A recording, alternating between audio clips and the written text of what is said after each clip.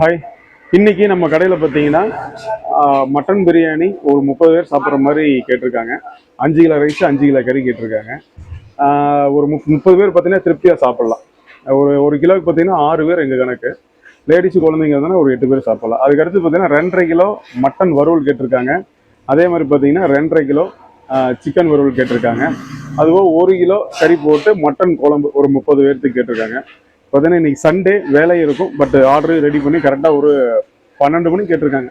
சின்ன ஆர்டர் தான், எப்படி பண்ணுறோன்னு சொல்லிட்டு காமிக்கிறேன். உங்ககிட்ட ஏதாவது ஆர்டர் இருந்தால் கொடுங்க, நல்ல முறையில் நம்ம பண்ணி கொடுக்கலாம். ஆனால் ஆர்டருக்கு டைம் இருக்கிறதுனால கடைக்கு பார்த்தீங்கன்னா மட்டன் பிரியாணி ஒரு 10 கிலோ ஏற்றுவோம். அது அடுத்த ஷிஃப்ட் ஒரு ஃபர்ஸ்ட் ஒரு 10 கிலோ ஒரு ஷிஃப்ட், அதுக்கு அடுத்த ஷிஃப்ட் ஒரு 10 கிலோ இருக்கு. முடிஞ்ச வரைக்கும் பார்த்தீங்கன்னா சூடாக கொடுக்கணும் கஸ்டமருக்கு. இது வந்து சிக்கன் பிரியாணி கடைக்கு 20 கிலோ இதுக்கு 20 கிலோ 20 கிலோ கண்டினியூவா பார்த்தீங்கன்னா அடுத்தடுத்து ஏற்றிக்கிட்டே இருப்போம் உங்களுக்கு. ஃபர்ஸ்ட் வந்து மட்டன் குழம்பு ஏற்றி விட்டோம்னா அடுத்து வந்து பொதிச்சுட்டு இருக்கும். மட்டன் வறுவல் ஏற்றிக்கலாம், ஈஸியாக இருக்கும் வேலை நமக்கு. இஞ்சி பூண்டு வந்து நல்லா வணக்கிக்கணும். வணக்கினாதான் அந்த டேஸ்ட் வந்து நல்லா வரும் நமக்கு. இஞ்சி பூண்டு நல்லா வணங்கிடுச்சு, இப்போ தான் போட்டுருவோம்.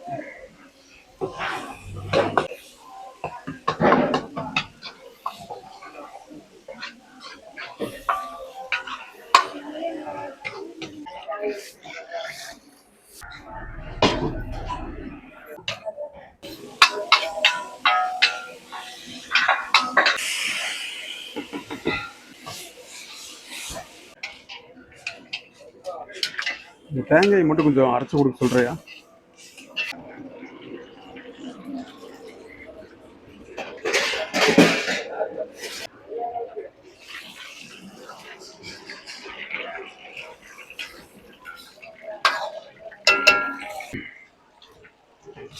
மட்டன் வறுவல் ரெடி ஆயிடுச்சுங்க.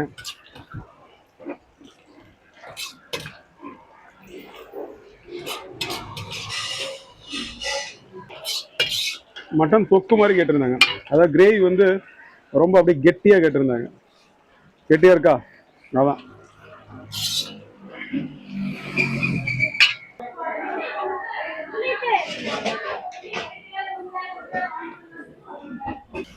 ஓகே, குழம்பு ரெடி, எல்லாமே ரெடி. கரெக்டாக ஒரு 12 மணிக்கு ஏற்றிடலாம். ஞாயிற்றுக்கிழமைன்றங்காட்டி கொஞ்சம் வேலை ஜாஸ்தியாக இருக்கும், அதனால் அதுக்கு தகுந்தாப்புல ஏற்றியாச்சு.